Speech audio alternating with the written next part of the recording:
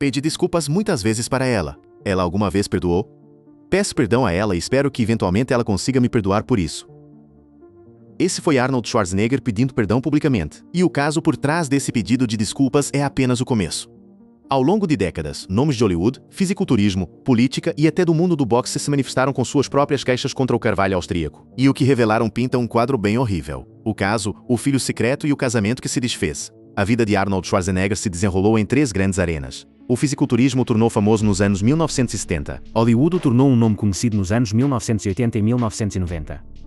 E a política o tornou o 3/8 governador da Califórnia nos anos 2000. Correndo paralelamente a todo esse sucesso, houve um fluxo constante de escândalos que o seguiram dos ginásios de Munique aos estúdios de Los Angeles aos corredores de Sacramento. As reações mais fortes, a reação pública negativa e o ressentimento duradouro de colegas em várias indústrias remontam a uma série de momentos que explodiram dramaticamente em 2011. Naquele ano, apenas meses após deixar a mansão do governador, o Los Angeles Times e outros veículos começaram a montar uma história que havia sido mantida oculta dentro da casa de Schwarzenegger por mais de uma década. Em 17 de maio de 2011, Arnold admitiu publicamente que havia gerado um filho com a empregada doméstica da família de longa data, Mildred Patricia Bina.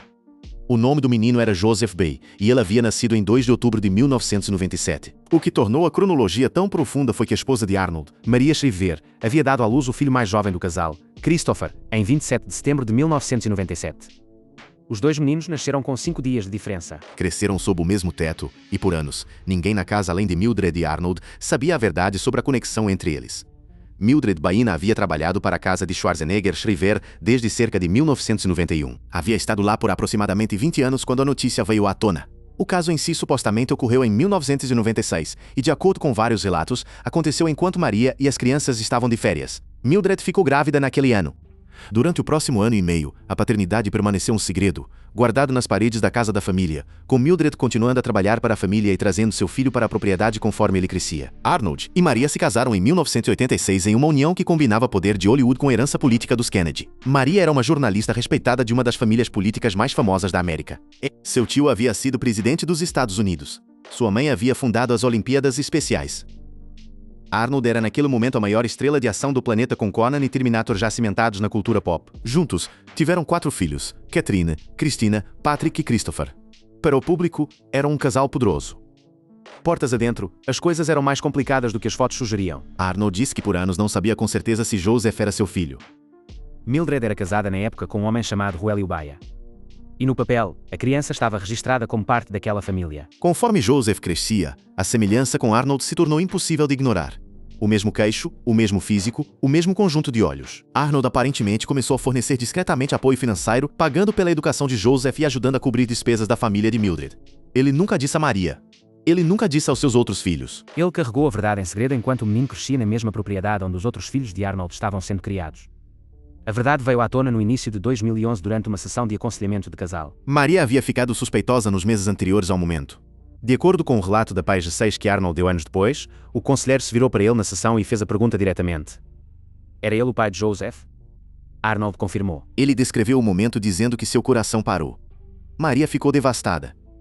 Ela se mudou da casa da família em Brentwood para um hotel em Beverly Hills em poucos dias.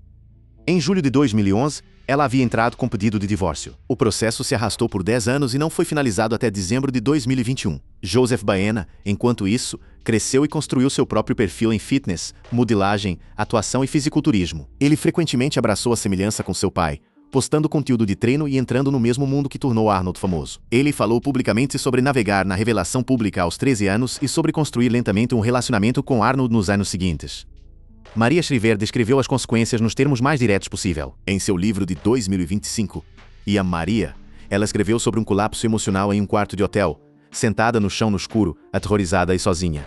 Ela é descrita sentindo-se perdida sem seu casamento, sem seus pais, sem um papel definido. Ela se voltou para sua amiga íntima Oprah Winfrey para apoio durante o pior período. Outra estrela sendo brutalmente honesta sobre divórcio. Maria Shriver, que contou para Oprah sobre ser consumida pelo luto após o caso de Arnold Schwarzenegger com sua empregada doméstica.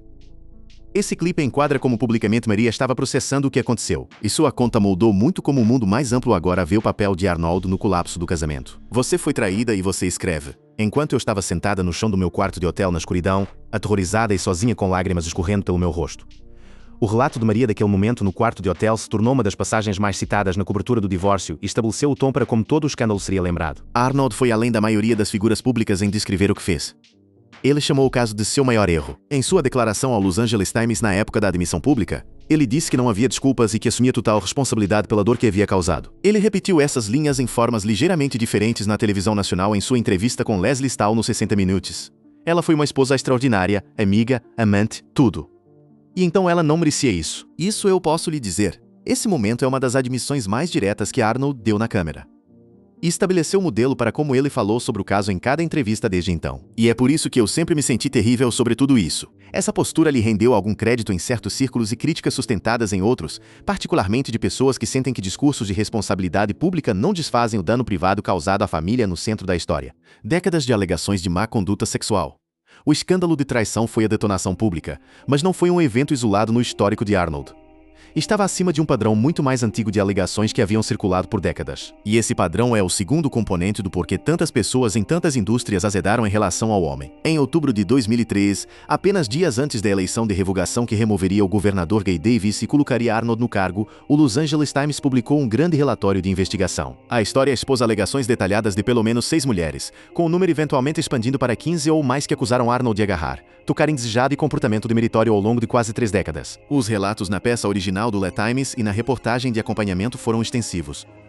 Cobriam ginásios de fisiculturismo, sets de filmes, quartos de hotel e eventos públicos que se estendiam dos anos 1970 até o início dos anos 2000. As mulheres incluíam assistentes de produção, garçonetes, secretárias e jornalistas. Os incidentes específicos relatados incluíam agarrar o seio de uma garçonete em um café de Los Angeles, fazer comentários obscenos a uma secretária da Columbia Pictures sobre seu corpo e oferecer-se para treiná-la, e fazer uma pergunta gráfica e impublicável a um membro da equipe do set de Terminator 2 sobre sua vida pessoal. Havia ainda relatos mais pontuados vinculados ao set de 1988 do filme Gêmeos, onde uma assistente de produção chamada Lana Arwell descreveu Arnold se despindo repetidamente na frente dela e uma vez a puxando para a cama enquanto ele estava em suas roupas de baixo. Outra mulher, Tammy Smith, descreveu um incidente onde Arnold a seguiu em um banheiro em um lote de estúdio e agarrou seu seio. Uma investigação separada de 2001 da Premiere Magazine já havia documentado contas semelhantes, incluindo beijos invasivos e comentários demeritórios direcionados a mulheres em turnês de imprensa e sets de filmes. Os números na reportagem do La Times foram o que fizeram a história reverberar tão fortemente. Era um padrão sustentado descrito por mulheres que não se conheciam,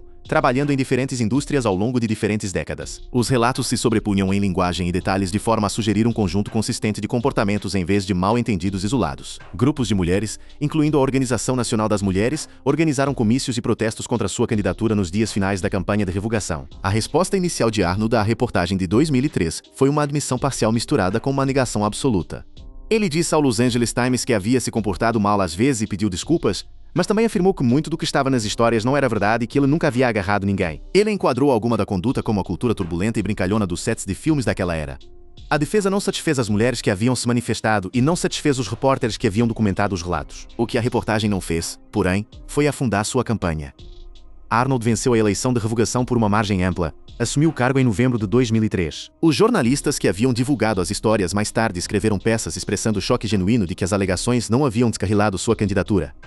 Os relatos não haviam sido pouco fundamentados ou especulativos. Haviam sido entrevistas com gravação com mulheres nomeadas descrevendo incidentes específicos em lugares específicos e o mundo político havia em grande parte avançado dentro de semanas de seu juramento. Quando todos esses fios são puxados juntos, o quadro se torna o de uma figura pública que por décadas operou sob uma cultura de permissividade que permitiu que a conduta continuasse. O escândalo de caso de 2011 então fechou o loop. O que havia sido descartado como comportamento turbulento ou ruído de tabloides agora estava conectado a um caso de longo prazo confirmado que havia produzido uma criança e terminado um casamento. Para muitas pessoas observando de fora, o padrão era inegável e se tornou fundação para uma reavaliação pública mais ampla da reputação de Arnold.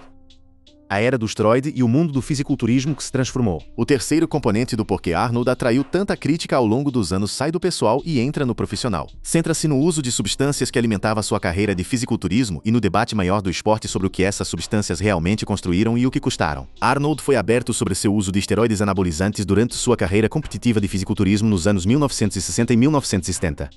Ele não negou, ocultou ou tentou girar para longe. Em uma entrevista da Men's Health de 2023, ele detalhou seu regime com especificidade incomum. Ele disse que tomou aproximadamente 100 mg de testosterona por semana e 15 mg de Dianabol por dia, divididos em 3 comprimidos de 5 mg na preparação para competições. Os ciclos de Dianabol duraram 6 a 8 semanas antes de cada show.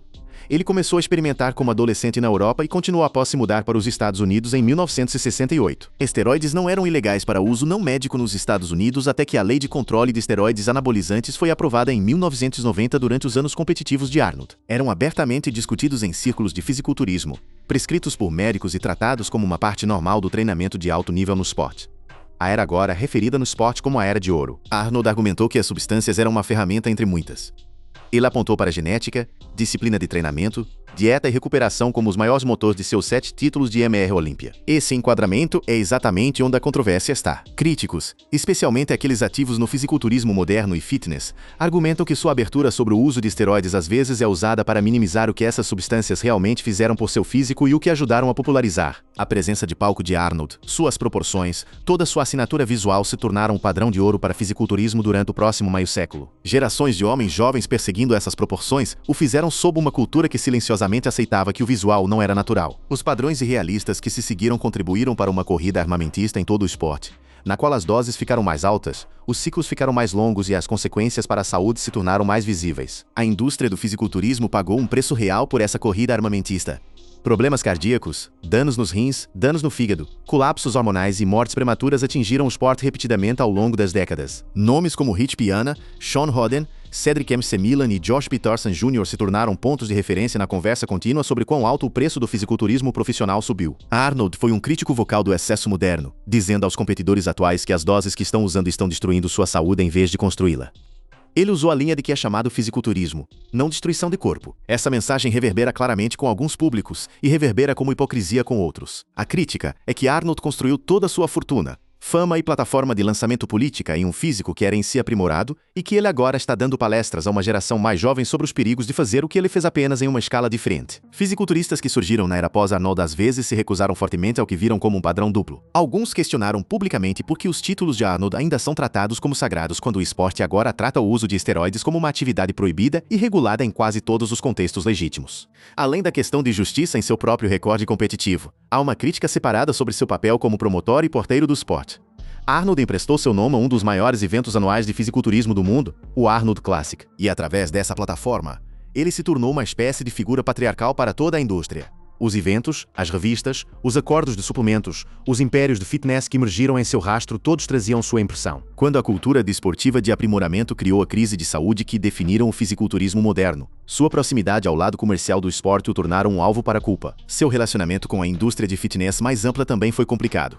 O colega fisiculturista Rick Wayne, em seus próprios escritos, alegou que Arnold o apresentou a Diana Bull durante os anos 1970. A conta de Wayne, junto com outras daquela geração, pintaram um quadro de um grupo de pares no qual o uso de esteroides não era apenas comum, mas ativamente passado entre competidores. A Arnold não disputou diretamente essas contas, e elas reforçaram a percepção de que sua abertura sobre seu próprio uso, enquanto admirável na superfície, também obscurece quão profundamente enraizada era a prática em todos os níveis do esporte durante seu auge. Essa frustração apareceu de maneiras que vão além do fisiculturismo também. Quando Arnold fez comentários de saúde pública durante a pandemia de 2021, incluindo a notória observação Screw Your Freedom sobre máscaras e vacinas, a reação de partes do mundo do fitness foi mais aguda do que ele esperava. A reação descrita aqui descrita ginásios, donos e levantadores publicamente tirando suas fotos. Eles estão tirando suas fotos dos ginásios, dos seus ginásios pessoais. Eles estão dizendo que não respeitam mais e tudo. E eu fui. Esse tipo de reação dentro da comunidade que uma vez o tinha tratado como intocável sinalizou quanto boa vontade havia sido desgastada ao longo dos anos. A comunidade de fitness havia permanecido leal a Arnold através das alegações de má conduta, através do escândalo de caso, através das controvérsias políticas. O comentário pandêmico foi o primeiro momento em que uma porção significativa desse público se afastou publicamente dele e peço desculpas por dizer essas palavras. Tento ser relentless e positivo, mas às vezes minha boca me adianta. Esse pedido de desculpas foi emitido quase 2 anos após os comentários originais. E no momento em que chegou, uma porção do mundo do fitness já havia deixado de lado o passado nazista de seu pai e a sombra da família. O quarto componente do porquê Arnold atraiu crítica sustentada ao longo dos anos fica uma geração antes de ficar famoso. Começa dentro de sua própria família em uma pequena cidade austríaca com seu pai. Seu pai era Gustav Schwarzenegger. Gustav serviu no exército alemão durante a Segunda Guerra Mundial. Ele lutou em campanhas na Polônia, França e na brutal Frente Oriental, incluindo o cerco de Leningrado. Ele voltou para casa de acordo com a própria descrição de Arnold profundamente mudado. A dureza de seus anos pós-guerra se tornou uma característica definidora da infância de Arnold na pequena cidade austríaca de Thal, logo fora da cidade de Graz. O que transformou a história de Gustav de uma memória familiar difícil em uma controvérsia pública foi a documentação de suas afiliações nazistas. Investigações pelo Los Angeles Times e pelo Centro Simon Wiesenthal descobriram registros mostrando que Gustav solicitou a adesão ao partido nazista no final dos anos 1930 depois que os Anelus trouxeram a Áustria sob controle alemão. Ele também buscou adesão às Sturmabteilungs, a organização paramilitar nazista comumente conhecida como as Camisas Pardas. Ele foi aceito na SS em 1941. No início dos anos 1990, conforme rumores sobre a história da família começaram a circular, Arnold mesmo pediu ao Centro Wiesenthal que investigasse o registro de seu pai. Ele se comprometeu antecipadamente em tornar as descobertas públicas, independentemente do que mostrassem. As descobertas do centro descreveram um passado problemático, mas não encontraram evidência de que Gustav havia pessoalmente cometido crimes de guerra ou atrocidades. A afiliação voluntária com o Partido Nazista e a SA, porém, carregava seu próprio peso moral, especialmente dado o tempo da aplicação após Kristallnacht em novembro de 1938. Arnold falou abertamente sobre a dureza de seu pai ao longo de sua vida. Ele descreveu Gustav como um alcoólatra, um disciplinador rigoroso e um homem que batia em seus filhos. Ele disse que Gustav favorizava seu irmão mais velho, Minhar, que mais tarde morreu jovem em um acidente de carro. Arnold utilizou essa experiência como uma narrativa recorrente em sua história de vida, enquadrando sua ambição de fisiculturismo e sua eventual imigração para os Estados Unidos como uma fuga deliberada do mundo que seu pai representava. Ele também foi claro, repetida e fortemente em sua condenação do nazismo. Após o ataque de 6 de janeiro de 2021 à capital dos Estados Unidos, ele lançou um vídeo endereçando comparando os eventos daquele dia a Kristallnacht. Ele falou para audiências judaicas, visitou memoriais de campos de concentração e usou sua plataforma para mensagens anti-ódio. Em seu enquadramento, seu pai era um homem que era, em suas palavras, sugado para um sistema de ódio através de mentiras e decepção.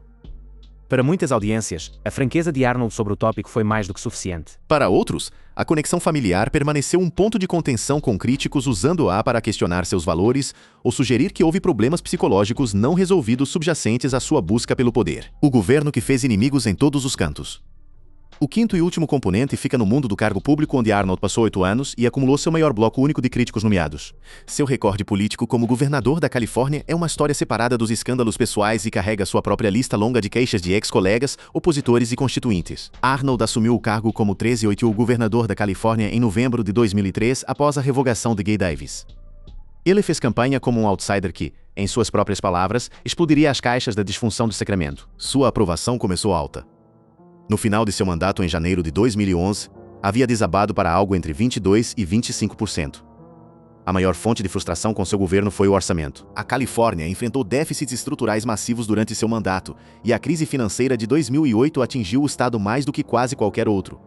Arnold propôs cortes profundos na educação, saúde e serviços sociais. Ele entrou em conflito aberto com democratas sobre impostos e com republicanos sobre gastos. Em um ponto durante a crise orçamentária, o Estado emitiu IOUs para seus trabalhadores e contratados porque não havia dinheiro suficiente para pagá-los em moeda normal. Seus vetos se acumularam e sua capacidade de mover legislação através de uma legislatura dividida ficou paralisada. A observação Shirley Mann de 2004 se tornou uma das imagens definidoras de como ele lidava com a oposição política.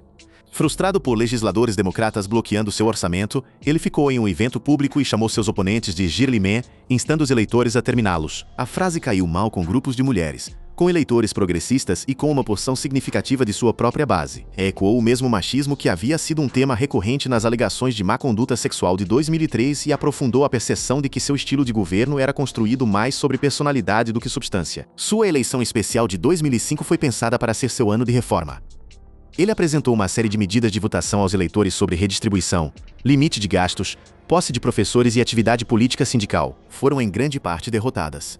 Sindicatos do setor público, particularmente enfermeiras e professores, se mobilizaram fortemente contra ele. Ele mudou de posição depois para políticas mais centradas para amigáveis aos democratas, legislação climática de referência e pressão por reformas ambientais que lhe renderam elogios de uma audiência diferente enquanto alienavam a base republicana que o havia eleito originalmente. Os conflitos de interesse, as execuções durante seu mandato que atraíram crítica internacional da Áustria, a falha em corrigir os problemas orçamentários e estruturais do Estado, o trabalho paralelo em filmes como The Expendables enquanto as crises da Califórnia se desdobravam. A execução de Stanley Tucci Williams em 2005 atraiu protestos oficiais do governo austríaco e de ativistas contra a pena de morte internacionalmente. No momento em que ele deixou o cargo, havia acumulado críticos em todos os cantos da política da Califórnia.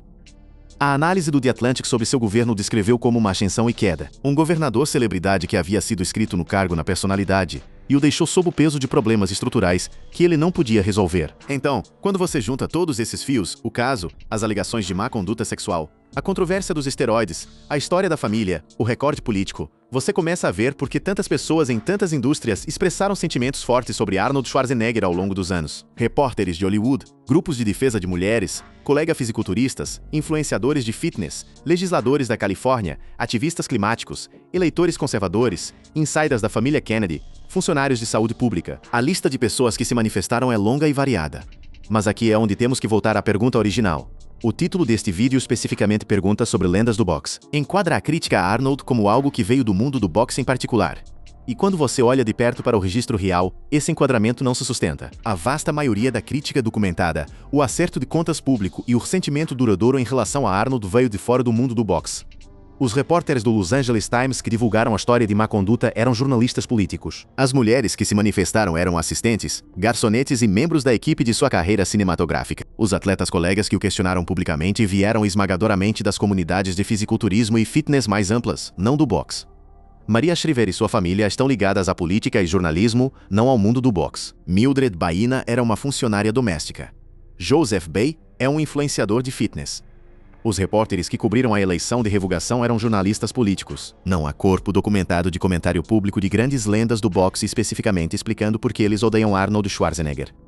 A premissa desse enquadramento não é apoiada pelo registro. A carreira de Arnold se intersectou com o boxe nas margens, principalmente através de sua propriedade do Arnold Classic e através dos circuitos mais amplos de celebridade e fitness onde boxeadores e fisiculturistas às vezes se sobrepõem. Mas a crítica levantada contra ele veio de um conjunto muito mais amplo e variado de vozes do que qualquer esporte único. O que é verdade é que Arnold acumulou críticos em quase todo o domínio em que trabalhou. O mundo do fitness tem suas queixas, particularmente em torno das consequências modernas da cultura de esteroides que sua era ajudou a construir. O mundo político tem suas queixas, particularmente em torno dos problemas orçamentários não resolvidos e do estilo divisivo de seu tempo no cargo. A indústria do entretenimento, as mulheres que se manifestaram em 2003, sua ex-esposa, seus ex-colegas em Sacramento, os jornalistas que o cobriram, os ativistas que o protestaram, todos eles contribuíram para o quadro de por que ele permaneceu uma das figuras mais polarizantes de sua geração. Em suas próprias reflexões nos últimos anos em livros como Beowulf e Total Recall e em sua série de docusérie da Netflix Arnold, ele enquadrou tudo isso como uma série de fracassos dos quais ele tentou aprender. Ele chamou o caso de seu maior erro. Ele reconheceu as alegações de má conduta e parou de tentar defendê-las. Ele usou a história de seu pai como um aviso público. Ele assumiu alguma responsabilidade pelos fracassos políticos de seu governo. Maria Shriver disse em suas entrevistas que ela e Arnold agora mantêm o que ela chama de um ótimo relacionamento como copais. E o que eu perdi, e o para I think Arnold's credit, is like nothing. There's nothing you could have done. O enquadramento de Maria sobre como ela e Arnold processaram as consequências moldou muito a narrativa de redenção que agora cerca seus últimos anos. Esse reflexo para Maria captura o tom de como a família caracterizou publicamente o longo caminho de volta de 2011. Levou-me muito tempo para me perdoar. Para perdoar toda a situação. E contrasta com o enquadramento mais simples e afiado que manchetes frequentemente usam. O que você tira de tudo isso é por conta sua. Algumas pessoas veem um homem que foi franco sobre seus fracassos, assumiu responsabilidade pública e trabalhou para reconstruir relacionamentos com as pessoas que machucou. Outros veem um padrão de comportamento que foi habilitado pela fama, que causou dano real a pessoas reais e que nenhuma quantidade de sinceridade posterior repara completamente. Ambas as leituras encontram apoio no registro documentado. O quadro completo está em algum lugar entre as duas e é mais bagunçado e mais humano do que qualquer manchete sozinha pode capturar. Obrigado por assistir. Confira outros cards na tela.